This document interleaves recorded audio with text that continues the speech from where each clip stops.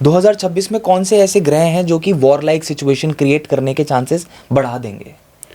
नहीं, ये तो मैंने अभी आपको बताया ना, ये सैटर्न और प्लूटो यही, या नेपच्यून, यही मेन प्लैनेट्स हैं, यही करते हैं। इंडिया में भी वॉर लाइक सिचुएशन होने के चांसेस जी बढ़ेंगे? बिल्कुल ठीक कह रहे हैं। It happened during first world war, हाँ, although it was a European war, जी। Then the second world war, then in 1990s जब यूएसएसआर टूट गया, रशिया रह गया, और इराक और कुवैत का वॉर हुआ, फिर अमेरिका आ गया, ये सब ये बड़े मेन है। और उसके बाद 2018-19 ये मेन, मतलब जो मैंने स्टडी किया मैंने आपको बता दिया। जी। इस समय पे सचन के साथ एक्स्ट्रा सेचुरियन प्लैनेट्स के कंजंक्शन चल रही हैं, और ये वाली जो आज है सबसे लंबी है।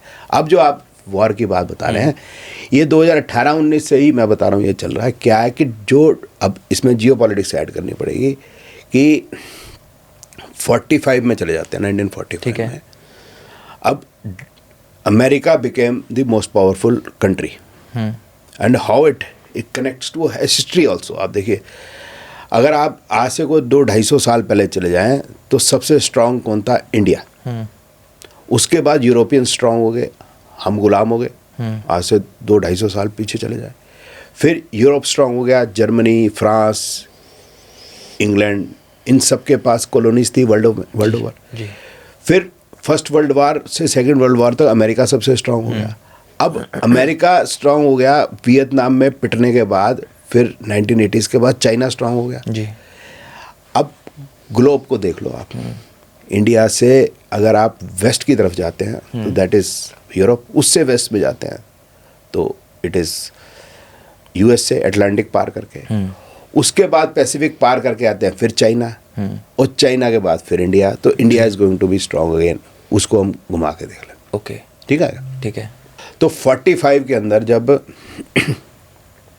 अमेरिका जीत गया तो अमेरिका ने पूरे वर्ल्ड पे अधिकार रखने के लिए अलग अलग जगह पे अपने सैनिक अड्डे बना लिए। अब सैनिक अड्डे में खर्चा लगता है जनाब। अब जब खर्चा उसका बढ़ने लगा तो उसके नुकसान बढ़ गए, साथ में वियतनाम में पिटाई हो गई, और वो पावरफुल इसलिए भी हुआ कि उसने सेकेंड वर्ल्ड वॉर में अपना सारा सामान यूरोपियन कंट्रीज़ को दिया, और यूरोपियन कंट्रीज़ ने उसको गोल्ड दिया, तो उसके बाद गोल्ड था। अब 25 साल 71 तक तकरीबन 26 साल, अब उसने सारा पैसा ही खर्च कर दिया। अब पैसा खर्च कर दिया, वो पैसे का कुछ चाहिए कैसे, तो उसने फिर ये डॉलर और ऑयल का ये सिस्टम बनाया, और उनको पैसा देने से ठेंगा दिखा दिया यूरोपियंस को कि उन पैसे गोल्ड तो उनसे लिया था, उनको ठेंगा दिखा दिया। और 45 के बाद ये किया, जब इंडिया का पार्टीशन किया तो India Pakistan, north Korea south Korea, China Taiwan, Iran Saudi Arabia, और इज़राइल के साथ जो है हर जगह पे उसने ऐसे पॉइंट्स बना दिए जिस पॉइंट में कॉन्फ्लिक्ट रहे। और जब कॉन्फ्लिक्ट रहे तो क्या होगा? आर्म्स एमुनिशन बिकेंगे, तो वो आर्म्स एमुनिशन बेच सके। कॉन्फ्लिक्ट उसको चाहिए ही चाहिए।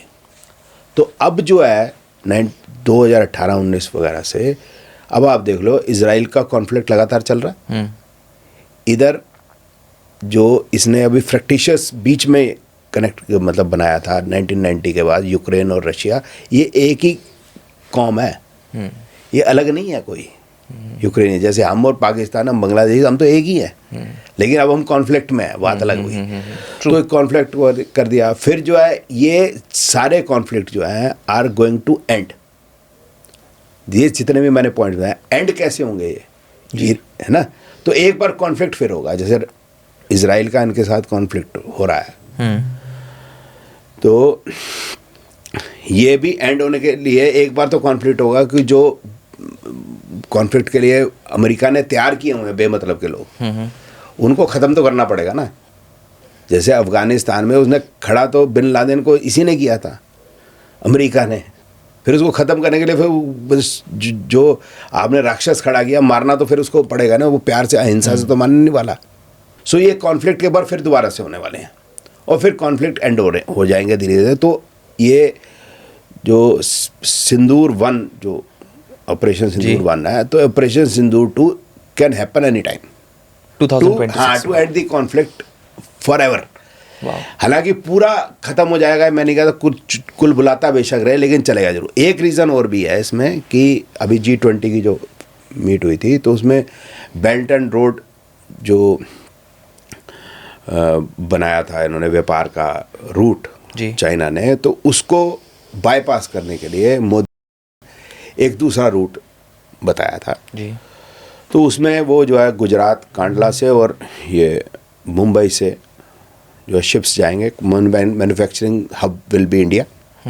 उसके बाद वो उतरेंगे यूएई में, यूएई से वो फिर रेलवे से पूरा सऊदी अरेबिया पार करके फिर शिप के थ्रू हाइफा जाएगा सामान, और हाइफा से फिर वो ग्रीस जाएगा सामान। तो एक तो बाईपास कर दिया उन्होंने, इजिप्ट सुएज कनाल को बाईपास कर दिया जी।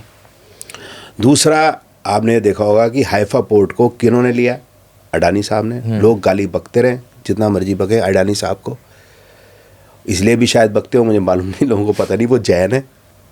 तो अडानी साहब ने वो हाइफा पोर्ट इसीलिए लिया है क्योंकि हमने अपना माल बेचना है वहाँ पर, और रेलवे जो सऊदी अरेबिया के पास तो कोई टेक्नोलॉजी है नहीं, तो उसकी रेलवे कौन बनाएगा, हम ही बनाएंगे जी। तो ये अब जो है जब ये ट्रेड रूट होगा तो इधर आसपास सब जगह कॉन्फ्लिक्ट नहीं रहने चाहिए। राइट। तो अब अगर बॉम्बे पोर्ट से या गुजरात पोर्ट से अगर माल जाना है तो पाकिस्तान के कराची वगैरह आसपास जो हमारा ये दुश्मन बैठा है इस पोर्ट्स पे शांति होनी चाहिए ना, पता यहाँ से उनके जो है नेवी हमारे पे अटैक ना करे। तो ये इसीलिए भी ऑपरेशन सिंदूर होगा। फिर क्या है कि जब यूएई और इधर से जाएंगे तो यूएई और जो सऊदी अरेबिया उन्होंने रियलाइज़ कर लिया कि वही हमारे भाई हैं असल में बिछड़े हुए, कि हम सूर्यवंशी हैं वो चंद्रवंशी हैं। देखो वो चंद्रमा की पूजा करने वाले हैं ना ईद के चांद के, हम सूर्यवंशी हैं। और पुराना वो हमारा जो रिलेशन है वो वापस रिवाइव होगा, और ग्रीस से भी हमारा पुराना रिलेशन रहा है सबसे ज़्यादा। हालांकि एक में खटास जरूर अलेक्जेंडर की वजह से रही है, लेकिन उनके भी वही भगवान रहे हैं, अपोलो, जुपिटर, भगवान इंद्र देवता, उनके भी वही रहे हैं। तो it is all realising back. So these all wars एक बार शुरू होंगी और हमेशा के लिए ख़त्म कर दी जाएंगी।